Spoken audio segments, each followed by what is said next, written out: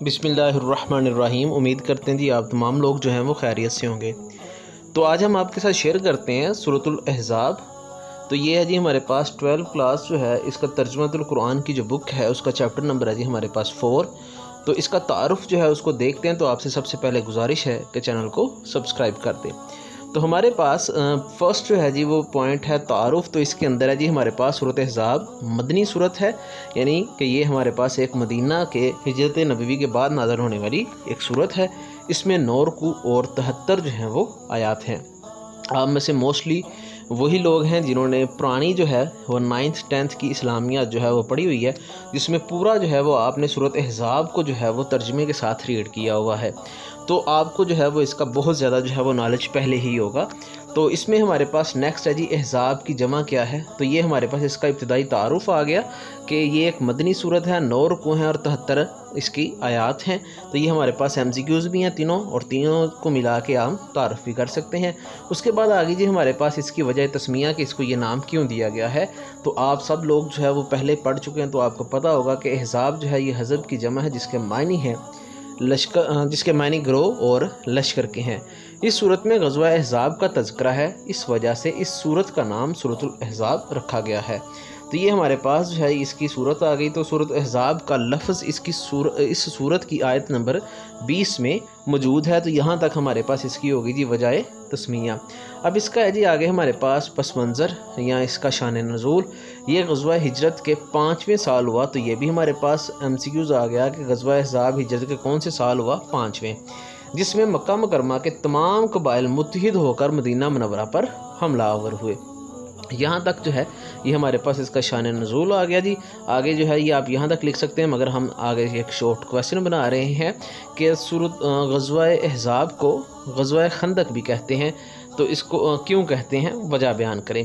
تو مسلمانوں نے چونکہ اس غزوہ میں حضرت سلیمان فارسی رضی اللہ تعالیٰ عنہ کے مشورے سے خندق کھود کر مدینہ منورہ کا دفاع کیا، اس وجہ سے اس کو غزوہ خندق بھی کہا جاتا ہے۔ تو سورۃ احزاب جو ہے اس کو جو ہے دوسرا جو نام دیا گیا ہے وہ غزوہ خندق کی صورت والی بھی کہا گیا ہے۔ یہ خندق جو ہے وہ کن کے مشورے سے کھودی گئی؟ حضرت سلیمان فارسی رضی اللہ تعالیٰ عنہ کے مشورے سے جو ہے وہ مسلمانوں نے خندق کھودی۔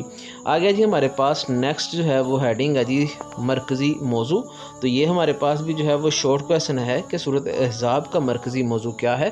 تو غزوہ خندق کے احوال، منافقین کی عہد شکنی، نبی کریم خاتم النبیین صلی اللہ علیہ وآلہ وسلم اور آپ کے اہل بیت اطہار رضی اللہ تعالیٰ عنہم کے فضائل و خصائل کے ساتھ ساتھ عرب کی جاہلانہ رسم و رواج کے متعلق اسلامی احکام کی تفصیل سورۃ احزاب کا مرکزی موضوع ہے۔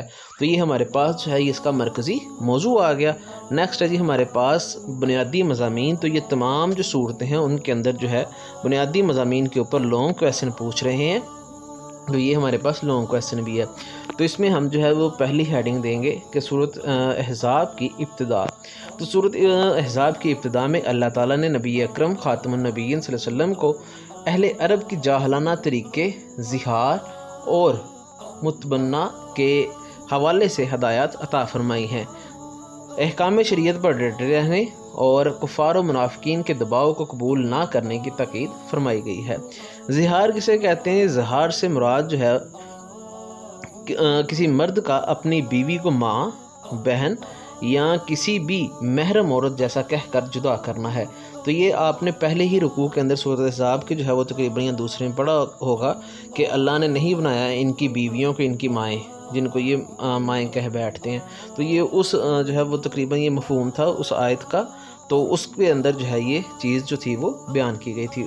اس کے بعد جی ہمارے پاس متبنہ۔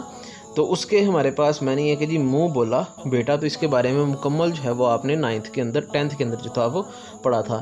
اسلام نے منہ بولے بیٹے کو عزت و وقار ضرور دیا ہے، لیکن سماجی معاملات میں غیر محرم کی حیثیت دی ہے، یعنی کہ وہ آپ کے خون کی جو ہے وہ رشتہ دار نہیں ہے، محرم رشتہ داروں میں نہیں آ سکتا، بلکہ وہ غیر محرم ہے۔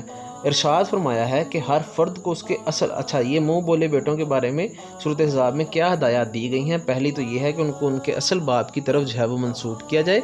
دوسرا، اگر والد کا علم نہ ہو تو ایسی صورت میں وہ دینی بائی قرار دیا جائے۔ تو یہ دو صورتیں بیان کی گئی ہیں کہ جو بھی لے پالک ہیں، جو کسی سے منہ بولے بیٹے جو ہیں وہ بنائے گئے ہیں لے کے، تو ان کا پہلی بات تو یہ کہ ان کے جو اصل والد ہیں ان کے نام کے ساتھ ہی ان کو جو ہے وہ پکارا جائے گا۔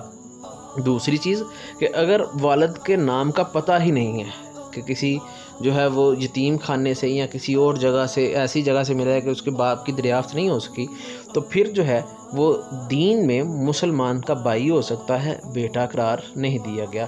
مزید فرمایا گیا ہے کہ یہ ہمارے پاس آگے جی اس کی جو ہے وہ منہ بولے بیٹوں کے بارے میں ہدایات۔ آگے آپ خاتم النبیین صلی اللہ علیہ وسلم کے بارے میں فرمایا گیا کہ نبی اکرم خاتم النبیین مومنوں کے لیے ان کی جانوں سے بڑھ کر ہیں، اور آپ خاتم النبیین صلی اللہ علیہ وسلم کی ازواج مطہرات یعنی کہ آپ صلی اللہ علیہ وسلم کی بیویاں مومنین کی مائیں ہیں، اسی لیے جو ہے جی امہات المومنین جو ہے وہ آپ صلی اللہ علیہ وسلم کی بیویوں کو کہا جاتا ہے، یعنی کہ وہ پوری امت کی ہماری جو ہیں وہ مائیں ہیں اسلام میں۔ آگے جی ہمارے پاس اس صورت میں اگلا پیرا آگے جی ہمارے پاس سیرت کے اندر جو ہے وہ دو غزوات کا اہم ذکر کیا گیا ہے۔ ایک ہمارے پاس جو ہے غزوہ جی وہ غزوہ احزاب ہے، اور دوسرا غزوہ بنو قریظہ پر روشنی ڈالی گئی ہے۔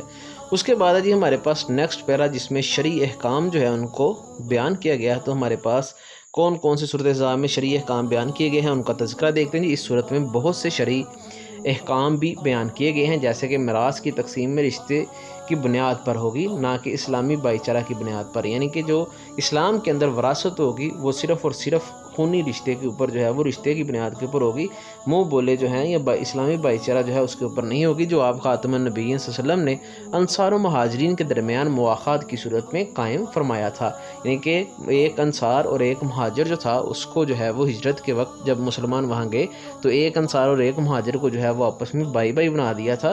تو اس صورت میں جو بھائی بھائی بنایا ہے اس میں جو ہے وہ وراثت نہیں ملے گی، مال و دولت میں سے حصہ نہیں ہے، بلکہ وہ صرف اور صرف رشتے کے اوپر قائم ہے۔ اس صورت میں عورتوں کے لیے حجاب کا حکم دیا گیا ہے کہ جب وہ گھر سے باہر نکلے تو اپنے جسم پر، یہاں پہ یہ عورتوں کے لیے پردے کا جو ہے وہ ذکر کیا گیا ہے، تو وہ اپنے جسم پر چادر جو ہے وہ ڈال کر نکلا کریں۔ اس کے ساتھ ساتھ زمانہ جاہلیت کی رسموں کو ختم کیا گیا ہے۔ ایک شخص یہ کہہ کر اپنی بیوی کو ماں، بہن یا کسی بھی محرم عورت جیسا کہہ کر اپنے سے جدا کر دے، کسی بھی شخص کا یہ عمل جو ہے وہ زہار کہلاتا ہے۔ دوسری طرف جو تھی وہ جاہلانہ جو رسم تھی عرب کی، وہ تھی جی کہ اگر کسی شخص کے منہ بولا بیٹا بنا لیتا تو اس کی بیوی کو حقیقی بہو سمجھتے ہوئے محرم قرار دیا جاتا تھا۔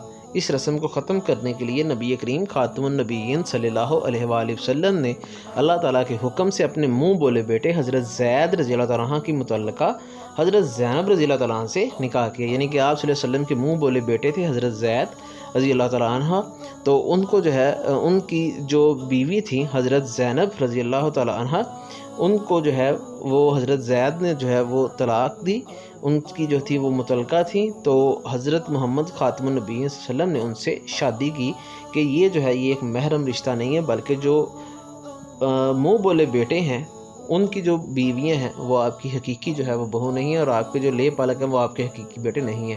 اس واقعے کو منافقین نے غلط فہمی اور بدگمانی پیدا کرنے کا ذریعہ بنا لیا تو ان کی تردید کی گئی۔ اس کے بعد آگے ہے جی رسالت مآب خاتم النبیین صلی اللہ علیہ وسلم کی حاضری کے آداب جو ہیں وہ اس صورت میں سکھائے گئے ہیں جی۔ اس صورت مبارکہ میں بارگاہ رسالت مآب خاتم النبیین صلی اللہ علیہ وسلم میں حاضری کے آداب سکھائے گئے ہیں۔ نیکسٹ جو ہے جی ہمارے پاس پیرا وہ ہوگا جی ازواج مطہرات اور خاتم النبیین صلی اللہ علیہ وسلم کے متعلق جو ہے وہ آداب، یا آپ کے گھرانے کے متعلق جو ہے وہ آداب کیا ہیں۔ تو ازواج مطہرات سے چیز طلب کرنے کا سلیقہ اور نبی کریم خاتم النبیین صلی اللہ علیہ وسلم کے گھر کھانے کی دعوت میں شرکت کے آداب وغیرہ بیان کیے گئے ہیں۔ سورۃ احزاب میں رسول اللہ خاتم النبیین صلی اللہ علیہ وسلم کی ازواج مطہرات کو ارشاد فرمایا گیا ہے کہ ان کو قناعت و توکل پر قائم رہنا چاہیے۔ تو یہاں پہ جو ہے یہ نیکسٹ ہمارے پاس جو ہے وہ امہات المومنین کو کیا خطاب کیا گیا ہے قرآن مجید میں یا سورۃ احزاب میں، وہ ہمارے پاس ہیڈنگ آ جائے گی کہ وہ عام عورتوں کی طرح نہیں ہیں، ان کو رسول اللہ خاتم النبیین صلی اللہ علیہ وسلم کے حرم میں ہونے کا جو شرف عطا کیا گیا ہے یہ خود بہت بڑا اعزاز ہے۔ آگے ہے جی ہمارے پاس اہل بیت طہار رضی اللہ تعالیٰ عنہ کی پاکیزگی کا بیان، تو یہ ہمارے پاس جو ہے وہ ہیڈنگ آ جائے گی۔ تو اس میں ہے جی ہمارے پاس جب اہل بیت طہار رضی اللہ عنہ کی پاکیزگی سے متعلق آیت نازل ہوئی تو آپ خاتم النبیین صلی اللہ علیہ وسلم نے حضرت فاطمہ و حسن و حسین رضی اللہ عنہ کو بلایا اور انہیں ایک چادر کے نیچے ڈھانپ لیا۔ حضرت علی رضی اللہ تعالیٰ عنہ آپ خاتم النبیین صلی اللہ علیہ وسلم کی پیٹھ کے پیچھے تھے۔ آپ خاتم النبیین نے انہیں بھی چادر کے نیچے لے لیا، یعنی کہ آپ خاتم النبیین حضرت فاطمہ، حضرت حسن، حضرت حسین اور حضرت علی کرم اللہ وجہ جو ہیں وہ آپ صلی اللہ علیہ وسلم کے ساتھ چادر کے نیچے آ گئے۔ پھر آپ صلی اللہ علیہ وسلم نے کیا فرمایا، یہ بھی شارٹ کویسچن الگ سے بن سکتا ہے کہ اے اللہ یہ میرے اہل بیت ہیں، ان سے ناپاکی کو دور کر دے اور انہیں پوری طرح پاک و صاف کر دے۔ تو یہ ہمارے پاس اہل بیت طہار جو ہیں ان کی جو ہے وہ پاکیزگی کے بارے میں ارشاد فرمایا گیا ہے۔ اس کے بعد ہے جی اسلام میں مقام و مرتبہ کا معیار، تو یہاں پہ ہم ہیڈنگ دیں گے نیکسٹ اسلام میں مقام و مرتبے کا معیار۔ تو اس میں ہم لکھیں گے جی اسلام میں بحیثیت انسان مرد و عورت میں کوئی امتیاز نہیں، دونوں اپنے اپنے دائرہ کار میں اہمیت کے حامل ہیں، دونوں کے حقوق و فرائض کی ادائی کے اہتمام کے ساتھ زندگی کے ہر میدان میں خصوصاً سماج اور معاشرے کا حسن باقی رہتا ہے۔ اس صورت میں متعدد صفات بیان کر کے واضح کیا گیا ہے کہ مرد و عورت میں جو بھی ان صفات کا حامل ہوگا اس کو پورا اجر عطا کیا جائے گا۔ اس زمن میں مرد و عورت میں کوئی امتیاز نہیں ہے، یعنی کہ جو کوئی نیکی کرے گا یا پرہیزگاری اختیار کرے گا تو اس کا پورا اجر جو ہے وہ اس کو دیا جائے گا۔ نیکسٹ آ گیا جی ہمارے پاس جو ہے وہ آ گیا پوائنٹ خاتم النبیین، جو ہے وہ اس کو ہم ہیڈنگ دیں گے۔ تو اس میں ہم بیان کریں گے جی آپ خاتم النبیین صلی اللہ علیہ وسلم کے خصوصی فضائل کے ساتھ ساتھ آپ خاتم النبیین صلی اللہ علیہ وسلم کے منصبی ذمہ داریوں کو بھی وضاحت کی گئی ہے۔ آپ خاتم النبیین صلی اللہ علیہ وسلم کی خصوصیت میں ایک اعلیٰ خصوصیت خاتم النبیین ہونا ہے۔ اس صورت میں واضح فرما دیا گیا ہے کہ آپ خاتم النبیین صلی اللہ علیہ وسلم کے بعد قیامت تک کبھی کسی بھی معنی و صورت میں کوئی نبی نہیں آ سکتا، حتیٰ کہ قرب قیامت حضرت عیسیٰ علیہ السلام آئیں گے تو وہ بھی آپ خاتم النبیین صلی اللہ علیہ وآلہ وسلم کی تعلیمات پر عمل کریں گے۔ تو قرب قیامت کون آئیں گے جی، کون سے نبی آئیں گے؟ حضرت عیسیٰ علیہ السلام۔ تو کون سی شریعت کے مطابق، تعلیمات کے مطابق وہ جو ہے وہ تبلیغ کریں گے؟ آپ خاتم النبیین صلی اللہ علیہ وآلہ وسلم کی جو ہے وہ تبلیغ کے اور جو ہے وہ تعلیمات کے مطابق۔ آپ خاتم النبیین صلی اللہ علیہ وآلہ وسلم کی صفات کا بیان۔ سورۃ احزاب میں آپ خاتم النبیین صلی اللہ علیہ وآلہ وسلم کی صفات میں شاہد، مبشر، نذیر، دائی اور سراج منیر وغیرہ ہونا بیان ہوا ہے۔ تو آگے ہمارے پاس ہے جی چھوٹی ایڈنگ آئے گی، شاہد سے کیا مراد ہے؟ شارٹ کویسچن بھی ہے، اس کے معنی کیا ہے؟ شاہد کا معنی گواہ کے ہیں۔ آپ خاتم النبیین صلی اللہ علیہ وسلم اللہ تعالیٰ کی وحدانیت اور سچے دین کے گواہ ہیں۔ مبشر سے کیا مراد ہے؟ مبشر سے مراد ہے جی کہ مبشر کے معنی ہے خوشخبری دینے والا، یعنی اہل ایمان کو اچھے اعمال اور اطاعت و فرما برداری کی بدولت اچھے انجام یعنی جنت کی خوشخبری سنانے والے ہیں۔ اس کے بعد جی نذیر سے کیا مراد ہے؟ نذیر کے معنی ڈر سنانے والے کے ہیں، یعنی آپ خاتم النبیین صلی اللہ علیہ وآلہ وسلم کفار و مشرکین کو ان کے کفر کے برے انجام یعنی جہنم کی وعید سنانے والے ہیں۔ آگے ہے جی داعی اللہ سے کیا مراد ہے؟ داعی اللہ سے مراد جو ہے اللہ تعالیٰ کی طرف دعوت دینے والے ہیں۔ آپ خاتم النبیین صلی اللہ علیہ وآلہ وسلم اللہ تعالیٰ کی مخلوق کو اس کی طرف دعوت دینے والے ہیں۔ آگے جی سراج منیر سے کیا مراد ہے؟